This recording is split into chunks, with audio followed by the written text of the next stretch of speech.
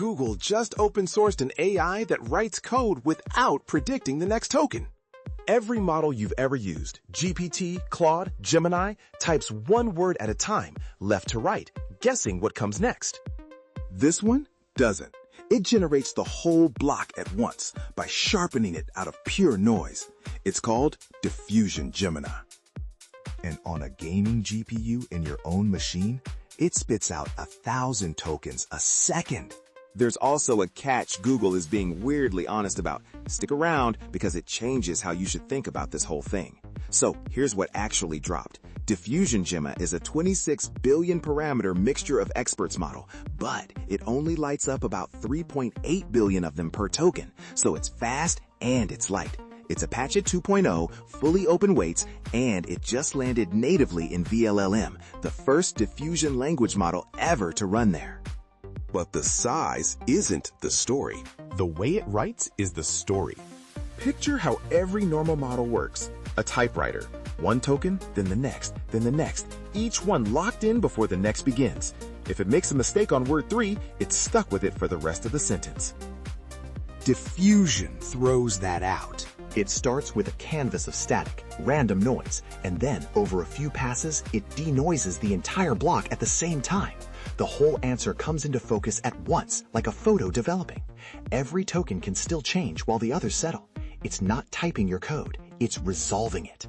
And because it's working on the whole canvas in parallel, instead of crawling left to right, it's fast. Google says up to 4 times faster. Over 1,000 tokens a second on an H100. And more than 700 a second on a single RTX 5090, the kind of card people game on. Quantized, the whole thing fits in 18 gigs of VRAM. Now here's where it gets stupid. They tested it on Sudoku. Out of the box, the base model solved basically 0% of the puzzles. After a little fine-tuning, 80%. And that number tells you exactly what this thing is good at. A typewriter model has to commit to the top left square before it's even seen the bottom right. Sudoku punishes that. One early guess and the whole grid is wrong. Diffusion gets to hold the entire grid in view and adjust every square together until it's consistent. Code is the same shape of problem. Open a bracket here, you have to close it there. Name a variable up top, you have to use it below. A model that sees the whole block at once and can revise any part of it is built for exactly that. So what does this actually unlock for you? 1. Local speed that feels instant. 700 tokens a second on a card you might already own means autocomplete and refactors with basically no lag, fully offline, nothing leaving your machine. 2. It's Apache 2.0, so you can actually ship with it commercially, no asterisks. 3. Diffusion is naturally good at filling in the middle, not just continuing the end. So think real fill-in-the-blank edits inside an existing file, not just tab to finish. And 4. 1,000 tokens a second changes your prompt loop. When generation is near instant, you stop waiting and start iterating. Try 10 variations in the time 1 used to take. But remember that catch. Google says it straight, right in their own write-up. The overall output quality is lower than standard Gemma 4.